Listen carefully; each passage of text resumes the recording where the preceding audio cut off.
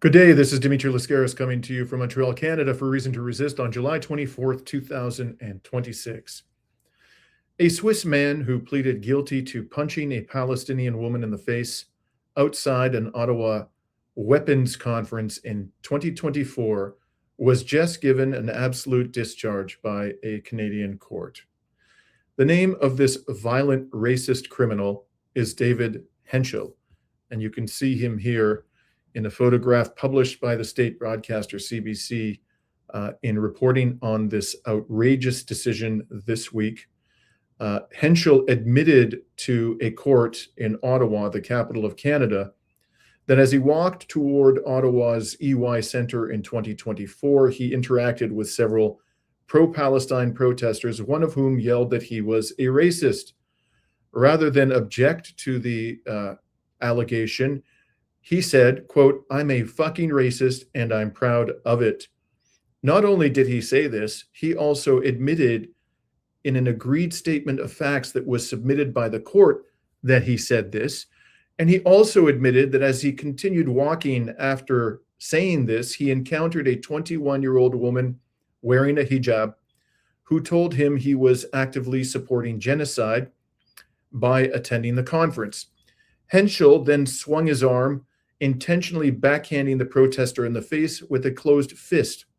As the woman dropped to the ground, Henschel continued walking toward the conference center, pushing another protester before police stepped in and arrested him. And here, by the way, is a photograph of the moment when he swung at the young woman wearing a hijab. This was posted at the time by Ottawa Palestinian Youth Movement. And you can see that she's covering herself. There's another witness standing by, a young lady also with a hijab, who is watching aghast as this animal attacks this young lady for rightly accusing him of being complicit in a genocide.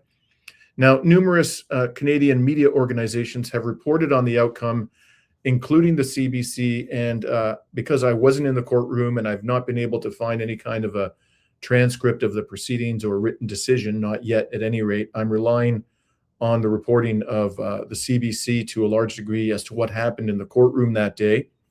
And here you can see the headline of the CBC article published 2 days ago. Now, according to the CBC, the judge presiding over the case is Norman Boxall.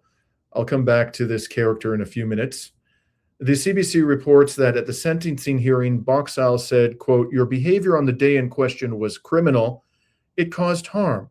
However, having considered everything, in my view, the appropriate disposition is an absolute discharge." Henchel, who has a military background, then stood at attention as the discharge was granted and saluted after the judge read it out, as if he was being tried by a military tribunal or something. Now, this criminal has 14 days to pay a $5,000 victim surcharge. According to the judge, the $5,000 surcharge is substantially higher than the typical laughably inadequate $100 fine. But the amount, according to the judge, wasn't related to the assault. In other words, he's not paying 50 times the normal amount. And by the way, $5,000 for an offense of this nature is grossly inadequate too. But the reason why he's paying $5,000 rather than $100, which is the typical amount, it's not because of the severity of what he did. It's because Henschel failed to appear during his first sentencing appearance earlier this month. This week's hearing was, in fact, the second attempt at sentencing this racist criminal. But he failed to attend court as expected on July 13th, instead appearing virtually from Switzerland, which he was not permitted to do. Boxall the judge agreed to reschedule the sentencing to this week, warning that if Henschel failed to appear in person a second time, a bench warrant would be issued for his arrest and he would be charged with failure to appear. So not only did this proudly racist criminal punch a young woman in the face who was posing no physical threat to him whatsoever and who was only saying the truth about his complicity in genocide, not only did he proudly declare himself to be a racist just before he committed this act of assault against her, but he also disrespected the court by failing to show up in person at his first sentencing hearing. And despite all of that, the court conferred upon this criminal an outrageously favorable and incomprehensible decision. Now, according to the CBC, supporters of the Palestinian-Canadian woman that Henschel struck packed the courtroom and shouted shame after the decision. Good on you. Police eventually cleared the crowd out as some yelled racist, racist, racist at Henschel. Outside the courtroom, Bassam Hashem, the father of the victim, said the attack left his family feeling unsafe and his children no longer attend demonstrations. We came to this country for one reason, that we can express ourselves, that we are equal citizens, he told the CBC. Today, we were told, no, you are second-class citizens, you can be assaulted, and that's okay. Now, the Crown, in other words, the prosecutors, have already filed a notice of appeal in which they call the sentence demonstrably unfit. I'm not sure what they mean by that. This must be some criminal law lingo with which I'm not familiar because I was a civil litigator. In any case, Henchel, 58, was an employee at the time of this crime of the Swiss munitions firm Rheinmetall Waffe Munition Schweizer AG. And again, this was at the time that he attended this conference of bloodthirsty mass murdering weapons manufacturers. And here you can see a screenshot from the website of the company of which he was employed at that time. This company, the Swiss weapons manufacturer, is a member of the Rheinmetall group of companies, which is headquartered in Germany. The American Friends Service Committee has previously posted about Rheinmetall on its Companies Profiting from the Gaza Genocide webpage. Quote, Germany's largest weapons manufacturer, which is providing Israel with 10,000 rounds of 120 millimeter precision tank ammunition.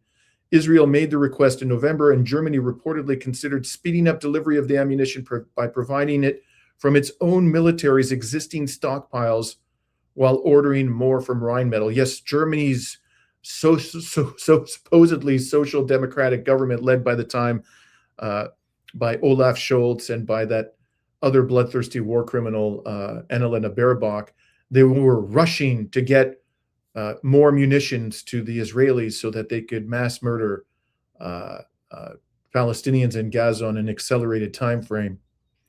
Now, according again, this time from the United Nations experts, on June 20, 2024, they highlighted that, quote, arms manufacturers supplying Israel, including BAE Systems, Boeing, Caterpillar, General Dynamics, Lockheed Martin, Northrop Grumman, Oshkosh, Rheinmetall AG, Rolls-Royce, Power Systems, RTX, and ThyssenKrupp should end transfers even if they are executed under existing export licenses.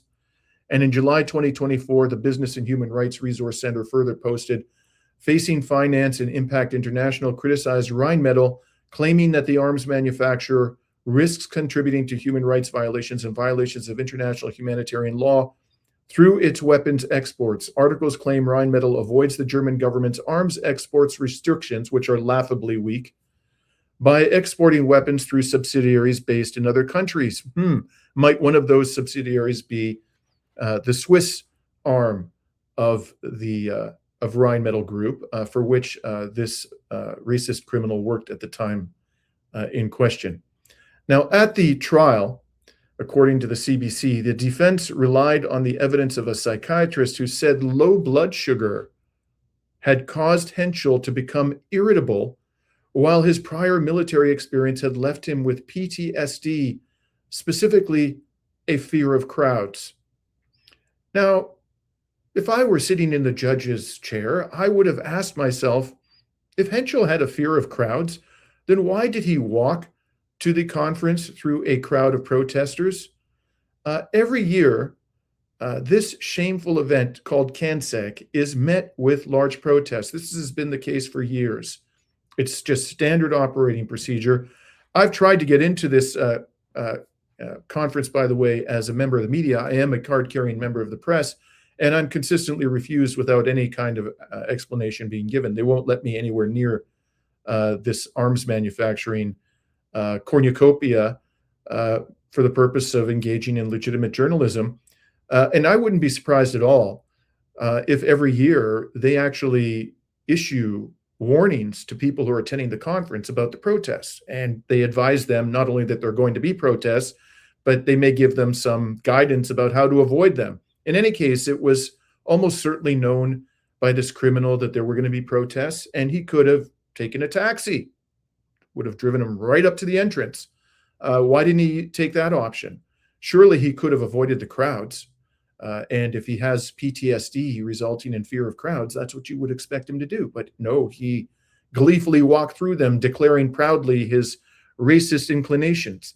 So the judge nonetheless bought this absolutely ridiculous explanation for his inexcusable behavior, his criminal behavior, hook, line, and sinker, and didn't even impose on this character a criminal conviction.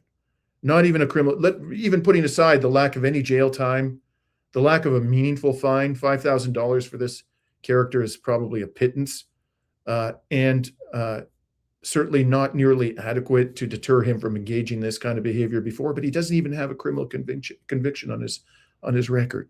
Imagine that, after behaving in this outrageous manner. Now, outside the Ottawa courtroom this week, Henchel's lawyer said Henchel is remorseful and relieved after the judge's decision. And the lawyer said, quote, "What happened in this case is a human experience when people come together and it doesn't end well as it should," said the defense lawyer. What? It's supposed to end well when someone from the victim population, a Palestinian-Canadian, truthfully accuses this man of complicity in the genocide against her people, and he declares himself proudly to be a racist. This is supposed to end well?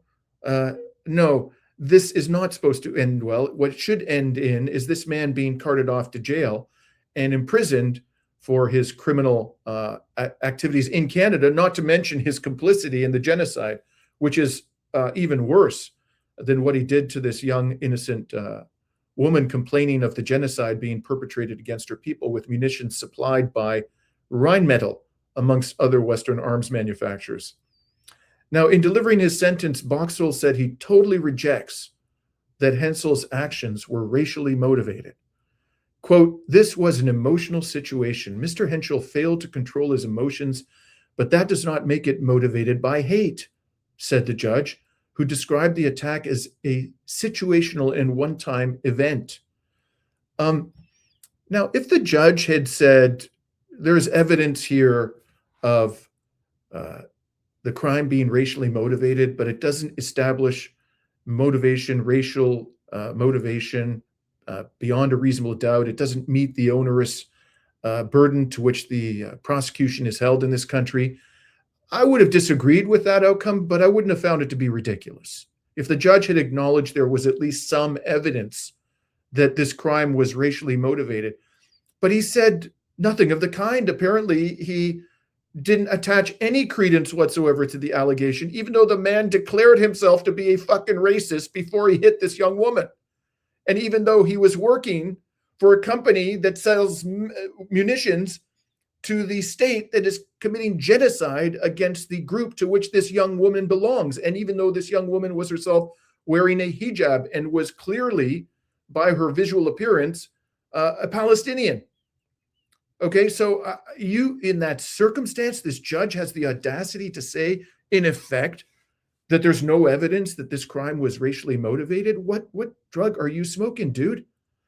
And forgive me if my language is impolitic by the standards of Ontario lawyers who criticize judicial decisions, but this is an exceptional case. This is absolutely outrageous. And I would say that this raises serious questions about Boxall's fitness to sit on the bench of this country. Now, let me bring you then to who Boxall is. There's actually precious little information about him. I had never heard of him before, even though I practiced law for over 30 years, much of it as a civil litigator in the very province where he did criminal defense work. Now, it's not that surprising I hadn't heard of him because I don't do criminal defense work, nor have I ever been a prosecutor. So this person apparently had devoted his entire career to criminal law. And here is the statement that was issued in 2017 by the federal government. The person who was then the prime minister was Justin Trudeau. His Liberal government appointed Boxall to the bench, the Ontario Court of Justice, a year or two after Justin Trudeau first became the prime minister. And in the announcement, it says he was called to the bar in 1980. He practiced criminal law for 37 years, appearing in all levels of court, and has also been designated as special advocate by the Minister of Justice. Well, I can tell you, I don't know what that title means exactly, but we can safely infer it means that the government really liked him. Now, Justice Boxall has been a member of Legal Aid Ontario's Criminal Law Advisory Board, president of the Defence Counsel Association of Ottawa, and president of the Criminal Lawyers Association. If you're president of the Criminal Lawyers Association, then you're basically a member of legal royalty in this country. You're part of the legal elite. Justice Boxall coached youth soccer for 9 years with the Ottawa International Soccer Club. For 12 years, he sat on the board of City of Ottawa Ringette Association, ultimately becoming board president. For some reason, the government felt it to be informative to supply that information, the announcement of him being appointed to the bench. Of course, what you do not see and will never see in these announcements is what his political orientation is. And let me tell you something. Every single judge on the courts of Canada and every single judge on God's green earth has a political orientation. If they're telling you that these judges are apolitical, they're lying. You know why? Because all human beings are, to some degree or another, political. They have political opinions, they have political biases, they have political preferences, they have preferred policies that they want to see the government pursue, other policies they want the government to avoid, like the plague. We are all, to some extent or another, political beings, and so too are judges. And this brings me to the whole question. By the way, this is pretty much all the information I could find out about this judge. This brings me to the question of how judges are appointed in this country. And I've had something to say about this in the past, but this is really an important occasion on which to reiterate this. As I said, all judges, because they are human beings, are political animals. And if you think that a judge is going to get appointed to the bench when his or her political orientation is perceived to be dramatically different from that of the government in power, you've got you need to go back to elementary school and be taught the basics about, healthy skepticism. Judges in this country in particular, where we have constitutional limits on the behavior of governments, they have a lot of power, and they have in the past exercised that power to strike down laws or regulations which they consider to be offensive to the Constitution. So if you are, sitting at the apex of power in this country, you're the prime minister, you're the minister of justice, you're not going to want to put in this position of power somebody who's going to be inclined to limit your freedom of action by interpreting the Constitution or the civil liberties aspect of our Constitution, which is called the Charter of Rights and Freedoms, in a way that is contrary to your agenda. There's no goddamn way that these people who have served in the Prime Minister's office from the Conservatives, the Liberals, and it's been those two parties that have dominated federal government in this country for the entire post-World War II period. They agree on 80 to 90% of shit. Occasionally they disagree on something, usually on the margins, and they make a big stink about it so that we can think, oh, look at all this partisanship and this division, and we have these parties, engaged in hot political rhetoric, and they've got two dramatically competing visions for the future of the country. This is all nonsense. It's all nonsense. The Conservatives and Liberals have especially today, an almost identical view of what Canada should be and how they want Canada to look in the future. They disagree meaningfully on almost nothing. And these are the ones who always appoint the judges, and they always appoint judges who think like them. That's the reality in this country. You will never find, for example, in all my years of practicing law, I have never encountered once a judge that you could describe as a hardcore leftist on the benches of Canada. In fact, I haven't encountered a judge I would describe even as a moderate leftist.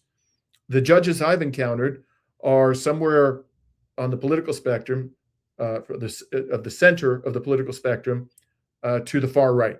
That's where they are. That's the permissible range of politics amongst the judiciary of this country. If you are perceived to be left-wing or just anti-establishment, anti-imperialist, you ain't ever going to get appointed to the bench of this country. Those are just the realities. So what does that mean when it comes to Palestinian rights? Well, both the Conservative and the Liberal Party are fanatically pro-Israel. One at least pays some lip service to Palestinian rights, but in substance, they don't give a damn about them. And I'm talking here, of course, about the Liberals.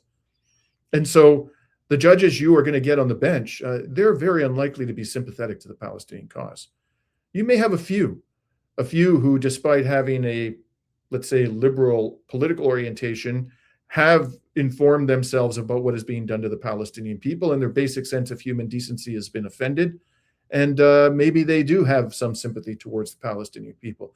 But in general, what you find in the courts of Canada are judges who are not sympathetic to the Palestinian cause. They may or may not be sympathetic to Israel, but they're very unlikely to be sympathetic to the Palestinian cause. That's just the reality. And certainly, judging by this decision, this judge doesn't have an iota of sympathy for the victims of Israel's satanic genocide. In any case, hopefully we'll find out more in the days and weeks ahead about the reasoning of this judge. If I can get my hands on any written decision that he might issue, I'll certainly review it carefully and share with you my thoughts in a subsequent report about it. In the meantime, I'm going to conclude this report by bringing to your attention a related development, which is extremely disturbing, every bit as disturbing as this outrageous decision by Norman Boxall in the case of this racist, violent criminal, David Henchel. And the development I'm speaking to you about is a press release that was just put out by the Toronto Police Services. This is the police services, the police authority in the largest Canadian city. This was put out 2 days ago. And you'll see the title of the press release, "Man Charged with Terrorism Offense Following Investigation into Alleged Conduct at Demonstrations at Bay Street and Front Street West." This is downtown Toronto. And the press release says, "The Toronto Police Service, in partnership with the RCMP's Integrated National Security Enforcement Team, INSET, has charged a Toronto man with a terrorism offense following an investigation into alleged conduct at demonstrations in downtown Toronto. It is alleged that on May 25th and September 7th, 2024, so this was around the same time that this racist Swiss criminal punched this young Palestinian woman in the face after proudly declaring his racism. There was a protest. There were actually two. And the accused used an amplification device, and this I'm quoting here from the press release, to make public statements that advocated for the detestation and harm against members of the Israeli and Jewish communities. Well, put aside the Jewish communities. Are you saying that it's a criminal offense to advocate detestation of this society, Israeli society? Okay, I can understand if in fact he was advocating detestation of Jews, regardless of their views of the genocide or their complicity in the genocide or the other crimes of Israel. Surely that is conduct that we should be very concerned about as a society, and it should be, people who engage in that kind of conduct should be held accountable. But it's a criminal offense to advocate for detestation of the Israeli community when polls show that the vast majority of Israelis support the heinous crimes of their government. And many of them even feel that the Israeli military has not been barbaric enough when it comes to Palestine. That's a criminal offense. In any case, the press release goes on and says, on March 7, 2025, investigators executed a search warrant at a Toronto residence and seized multiple electronic devices. A joint investigation by the TPS Hate Crime Unit and INSET subsequently gathered evidence supporting the allegation that the accused acted for the benefit of and in association with Hamas, a designated terrorist group. Quote, investigations into criminal offenses committed at demonstrations do not end when the event is over. As this investigation progressed, we worked closely with our INSET partners to pursue the terrorism charge warranted by the investigation, said the police chief. These complex investigations underscore the importance of continuing to strengthen our counterterrorism security unit so we can identify and investigate evolving threats to public safety. We will continue to hold those who break the law accountable, no matter how long it is. Now, no matter how long it takes, I'm sorry. Now, up until this point in time, we have not been given any details which would enable us to judge, even with a modest degree of confidence, whether this man in fact violated the criminal laws of this country. There's just straight up generic allegations with no supporting facts at all. So now the press release goes on and says, on Monday, July 20th, the Attorney General of the Government of Canada provided consent to proceed with the charge before the court. The following morning, on Tuesday, 21st, Ahmad Hassan Haj Ahmad, 33 of Toronto, was arrested and charged with participation or contribute to activities of a terrorist group. He appeared before the Ontario court on Tuesday, July 21st. The Toronto Police Service thanks the RCP as inset. Due to a court-imposed publication ban, the Toronto Police Service is unable to provide further details related to this investigation. Well, how convenient is that? So the court has imposed a gag order on the cops, and as a result of that, we are completely incapable of judging whether this individual who condemned Zionists and the genocide at a protest, whether there's any sound basis whatsoever to the charges against him because of this gag order. And I think, although again, I'm not an expert in criminal law matters, I think what's going on here is that as soon as the accusation is characterized as a terrorist offense under the Canadian law, the court will engage oftentimes in extreme measures to shroud the entire proceeding in secrecy. This is one of the reasons why this terrorist designation system we've set up in Canada is an absolute travesty from the perspective of due process and civil liberties. Now, we've nonetheless been able to acquire some information of what happened here. And this is, I shout out to author and activist Eve Engler, who has been on our program numerous times. Eve wrote an article about this Toronto Police Service's press release today in this affair. And in it, he said he looked for videos of the two speeches that prompted the investigation into the accused.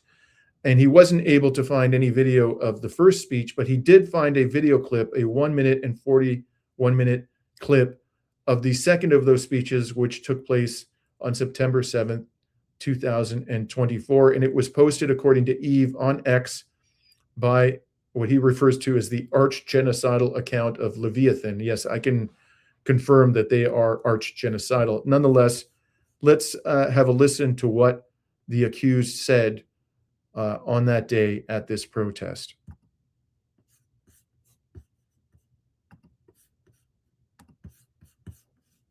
We already know that the Zionist entity and the Zionist regime has absolute no justification for all their actions. We already know that. First, when they killed the chief, of negotiations for the political prisoners, and you guys already know who I'm talking about. Okay, let's pause there. So I think we can safely infer that he's talking about Hamas there, and he's talking about the killing of the Hamas chief negotiator, which was a war crime, by the way. Let's hear what else he has to say. There was absolutely no intent to actually negotiate. Their cause and what they come up there and actually speak on the media is to return the hostages. That's what they call for. But this is absolute BS. It's because their Zionist minister is bombing their own people. The occupation are the ones who are killing their own people. And as of the last spoken word from the resistance spokesperson, and he mentioned that now the tides have turned. Now we stand up for what is right. Islamically, we held these hostages and showed what it truly means to actually do that. But right now, the occupation have proved that they have absolute no interest to return their own people. They are killing their own people. And right now, our spokesperson has mentioned that every single guard in charge of these hostages, if the occupation comes close, they are ordered to put a bullet in their heads. Now, before I comment on what we just saw, let me reiterate, that may not be the entire speech. He may have said a lot more than that, and appears that he did say more than that. But that was a significant clip, almost 2 minutes long. And furthermore, I haven't seen any video or any transcript, any reporting on the details of the first speech, which prompted this terrorist investigation and accusation against him. So with that qualification, let me say that what we just listened to, I think you'll agree, you don't even have to be a lawyer to come to this conclusion. Nowhere in that clip did he advocate for violence against Israelis generally, or against Jews. Nor did he express hatred of Israelis generally or of Jews generally. In fact, I don't think he even used the word Jewish once throughout that clip, but if he did, it certainly wasn't in connection with any threatening language or any hateful language. Now, the best interpretation you could put on it from the perspective of the cops and the prosecution is that he was expressing support for Hamas. That's it. He was expressing support for Hamas as an organization. And maybe you could construct an argument that he was endorsing the right to resist. But that is a right which the Palestinian people, in fact, have under international law. Surely it can't be criminal to explicitly or implicitly endorse the right of Palestinians to resist their oppressor, when in fact that is a lawful right that they enjoy under the laws to which Canada itself is subject. Now, that doesn't mean, of course, that they can kill innocent civilians, but they can take up arms against the security forces, the armed settlers, and the military of Israel. That is perfectly appropriate. And in fact, it's not just a legal right. Anybody who's being subjected to a genocide as a moral matter is entitled to defend themselves by any and all means necessary from their destruction. So how could that possibly have prompted any kind of a charge of inciting hatred against Jews or Israelis, or inciting violence against innocent Jews or Israelis? There's nothing of that kind whatsoever in here. There is at most an explicit or implicit endorsement of the right to resist, which is, as I say, a lawful and moral right of the Palestinian people and all oppressed peoples, and an expression of support for Hamas. I guess you could construe that as an expression of support for Hamas. Well, let me tell you something. There is no law in this country, as of yet, which criminalizes expressing support for an organization that has been deemed a terrorist organization by the Canadian government. And in fact, the only country where, in the West, Western country, where there has been a law adopted which explicitly criminalizes expressions of support for an organization designated as a terrorist organization by the government, that's the United Kingdom, to my knowledge. It's the only major Western country that has adopted such a law. This is the Terrorism Act of, I think it's 2000. And as I recall, it was Section 14, or maybe it was another section, but you get up to 14 years in prison under this fascist legislation. Canada doesn't have a law at this point. And let me tell you something. It isn't because the bloodthirsty Zionists who rule us in this country don't want there to be such a law. I'm sure they would love to have such a law. But the reason, in my opinion, why that we don't have it up until now is because of the Canadian Charter of Rights and Freedoms, which confers upon the court the power to strike down laws and regulations which impinge unduly upon the right to free expression. They don't have that kind of constitutional protection in the United Kingdom. The United Kingdom has therefore become something of it's like a laboratory experiment for fascistic, Zionistic, fanatical policies. And what they do there is and this is something that the Western governments do this frequently. They work collectively, and they'll pick a country in the West where the legal regime is the most conducive to the adoption of some kind of unjust law, they will then adopt the law in that jurisdiction. That jurisdiction ends up normalizing the law, and then it spreads like a cancer to the rest of the West. And I think that may be what we're seeing here with this terrorism legislation in the United Kingdom, which has criminalized expressions of support for groups deemed, whether rightly or wrongly, by the UK government as terrorist organizations. It is inevitable that this was going to come to this country sooner or later, but they wanted to try it out in the UK first because the UK was a particularly favorable legal environment for adopting this kind of anti-democratic and repressive law. And so people here in this country, I think, should be very concerned about this. Again, we don't have all the details of these accusations against this young man.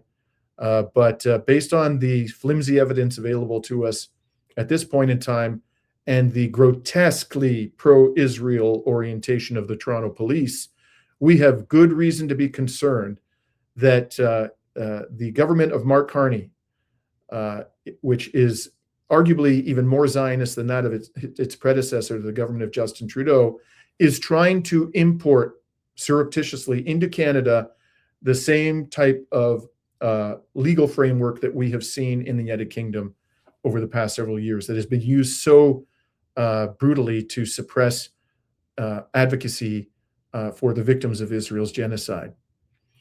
In any case, we will continue to follow this story very carefully.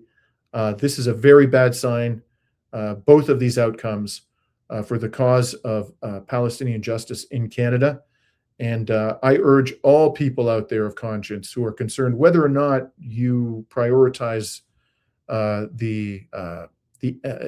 bringing to an end this horrific series of crimes being perpetrated against Palestinians, even if that isn't an issue of importance to you, and it should be an issue of importance to all people of conscience.